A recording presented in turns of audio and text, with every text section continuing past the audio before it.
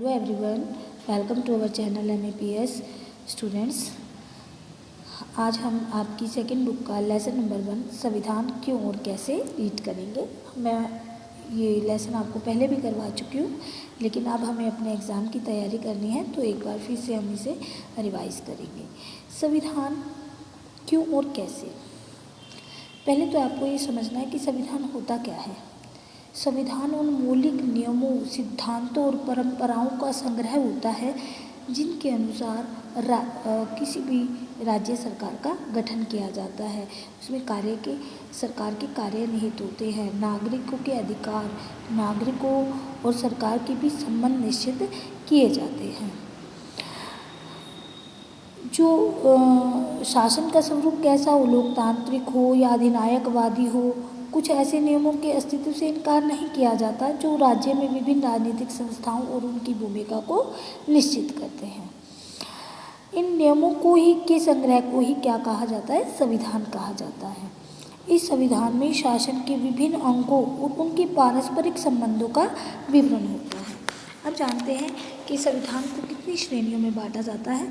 संविधान को 2 श्रेणियों में बांटा जाता है, लिखित संविधान और अलिखित संविधान। लिखित संविधान कौन से संविधान होते हैं? लिखित संविधान वह संविधान है जो पूर्ण रूप से या उसका अधिकांश भाग लिखित हो और उसके अंतर्गत उसमें सरकार के रूप, उसके संगठन के बारे में, सरकार के जो 3 अंग हैं उनके पारस्परिक संबंधों के बारे में स्पष्ट रूप से लिख दिया जाता है। और इसके अलावा इसमें नागरिकों के अधिकारों और उनके सरकार से संबंधों के बारे में लिखा जाता है। नेक्स्ट है अलिखित संविधान। अलिखित संविधान कौन सा संविधान है? इसके जो लिखित संविधान वह संविधान होता है जिसका अधिकांश भाग अलिखित होता है। ऐसा संविधान प्राय रीति रिवाजों, परंपराओं और समय समय पर दिए जाने वाले न्यायिक निर्णयों पर आधारित होता है। इसमें शासन का रूप, सरकार की शक्तियाँ, नागरिकों के अधिकार मुख्यतः रीति रिवाजों पर आधारित होते हैं। और इस संविधान में संशोधन के लिए कोई विशेष प्रक्रिया नहीं अपनाई जाती, बल्कि बदलती हुई परिस्थितियों के अनुसार उसमें आसानी से परिवर्तित कर लिया जाता है। ऐसे संविधान ना तो किसी संविधान सभा द्वारा निश्चित समय पर बनाए जाते हैं और ना ही किसी सम्राट द्वारा प्रदान किए जाते हैं, बल्कि उन समय की आवश्यकता के अनुसार इसमें विकास होता है। इंग्लैंड का जो संविधान है वो इसी तरह का संविधान है, अलिखित संविधान है। अब बात करते हैं कि संविधान क्यों ज़रूरी है। किसी भी देश के लिए संविधान बहुत ही महत्वपूर्ण होता है। क्यों? क्योंकि ये सरकार की शक्तियों को निश्चित करता है, उन पर अंकुश लगाता है और जो संविधान सरकार के विभिन्न अंग हैं उनकी शक्तियों को भी निश्चित करता है, जिससे उनके बीच झगड़े की संभावना नहीं रहती है। संविधान के द्वारा लोग अपने अधिकारों की रक्षा कर सकते हैं, सरकार पर अंकुश लगा सकते हैं। ठीक है, तो जो जेलेनिक प्रोफेसर हैं उन्होंने क्या लिखा, संविधान के बिना राज्य नहीं होगा और बल्कि अराजकता होगी। क्यों? क्योंकि जो संविधान है इसके द्वारा लोग क्या करते हैं, अपने अधिकारों की रक्षा करते हैं, जो सरकार की शक्तियों पर है वो अंकुश लगाते हैं।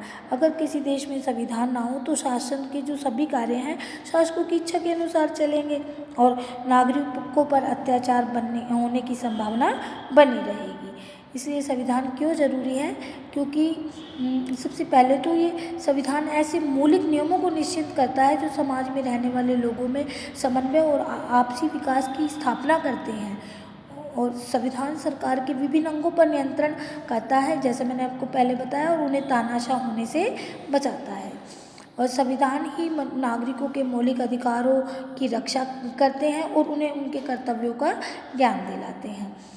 संविधान जो है एक ध्रुव तारे के समान है जो शासक को हमेशा दिशा निर्देश देता है और उसका मार्गदर्शन करता है। अगर दूसरे शब्दों में ये कहें कि संविधान एक ऐसा आईना है जिसमें देश के भूत, वर्तमान और भविष्य की झलक भी मिलती है। नेक्स्ट जो टॉपिक है वो है संविधान सभा का गठन, कि संविधान सभा का गठन कब हुआ। सन 1946 में संविधान सभा का गठन हुआ। इस संविधान सभा के सदस्यों की कुल संख्या 389 निश्चित की गई थी, जिसमें से 392 सदस्य ब्रिटिश प्रांतों के प्रतिनिधि थे, 4 चीफ कमिश्नरी प्रांतों के थे और 93 देशी रियासतों के प्रतिनिधि होने थे। प्रांतों के जो 296 सदस्य थे उनके चुनाव जुलाई 1946 में कराए गए थे और इसमें से 212 स्थान कांग्रेस को मिले थे, 73 मुस्लिम लीग को मिले थे और 11 स्थान अन्य दलों को प्राप्त हुए थे। जब कांग्रेस को इतनी शानदार सफलता मिली तो इस सफलता को देखकर मुस्लिम लीग को बड़ी निराशा हुई और उसने संविधान सभा का बहिष्कार करने का निर्णय ले लिया। जब 9 दिसंबर 1946 को संविधान सभा का विधिवत उद्घाटन हुआ था तो इसमें मुस्लिम लीग के किसी भी सदस्य ने भाग नहीं लिया था और उन्होंने क्या किया, पाकिस्तान के लिए अलग संविधान की मांग रख दी थी। संविधान सभा का जो अधिवेशन हुआ था प्रथम, वो सच्चिदानंद सिन्हा की अस्थायी अध्यक्षता में शुरू हुआ। फिर 11 दिसंबर 1946 को डॉक्टर राजेंद्र प्रसाद को संविधान सभा के अस्थायी अध्यक्ष के रूप में चुन लिया गया था। स्वतंत्र प्राप्ति और विभाजन के बाद जो संविधान सभा के कुल सदस्य थे उनकी संख्या 324 रह गई थी, जिनमें से 235 प्रांतों ब्रिटिश प्रांतों के और 89 रियासतों के प्रतिनिधि थे। संविधान सभा ने अपना संविधान बनाने का कार्य 26 नवंबर 1949 को पूरा कर लिया था और 26 जनवरी को यादगार रूप में बनाए रखने के लिए संविधान सभा के जो निर्माता थे उन्होंने जानबूझकर 26 जनवरी 1950 को संविधान को लागू किया था। ठीक है, आई होप जो आज का टॉपिक है आपको अच्छी तरह से समझ में आया है और इससे रिलेटेड क्वेश्चन आंसर मैं आपको सेंड करूँगी, आपको उन्हें याद करना है। Okay, thank you.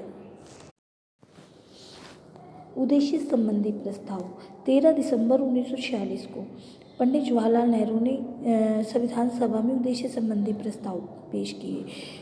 क्या थे वो प्रस्ताव? पहला, संविधान सभा भारत को एक प्रभुसत्ता संपन्न प्रजातंत्रीय गणराज्य घोषित करने और उसे भविष्य के शासन के लिए संविधान बनाने के अपने दृढ़ और पवित्र निश्चय की घोषणा करती है। और दूसरा था, जो क्षेत्र इस समय ब्रिटिश भारत में या भारतीय रियासतों के अंतर्गत हैं या फिर भारत के अन्य भाग जो ब्रिटिश भारत और रियासतों के बाहर हैं, वे अगर प्रभुसत्ता संपन्न भारत में मिलना चाहते हैं तो सभी मिलकर एक संघ का निर्माण करेंगे। तीसरा उद्देश्य था कि जिसमें उपयुक्त क्षेत्रों का, यानी जो ब्रिटिश भारत में है या भारतीय रियासत के अंतर्गत है उनसे बाहर है, का अपनी वर्तमान सीमाओं सहित या ऐसी सीमाओं सहित जो संविधान सभा द्वारा और उसके बाद संविधान की विधि द्वारा निश्चित की जाएंगी स्वायत्त इकाइयों का पद मिलेगा, यानी उन्हें स्वायत्त इकाइयाँ बनाया जाएगा और वह सरकार की शासन की सभी शक्तियों का प्रयोग करेंगी सिवाय उन अधिकारों के जो संघ को दिए गए हैं। ठीक है, नेक्स्ट पॉइंट है जिसमें प्रभुसत्ता संपन्न भारत और नेक्स्ट है जिसमें प्रभुसत्ता संपन्न स्वतंत्र भारत और इसके संगठित भागों और सरकार के अंगों की समस्त शक्ति तथा अधिकार जनता से प्राप्त किए गए हैं। ठीक है, नेक्स्ट है जिसमें भारत के सभी लोगों की सामाजिक, आर्थिक, राजनीतिक, न्याय, पद और अवसर व कानून के समक्ष समानता विचार और विश्वास, धर्म, पूजा, व्यवसाय, समुदाय बनाने और कानून तथा सार्वजनिक नैतिकता के अनुसार जो स्वतंत्रता मिली गई हो और जो सुरक्षित हो।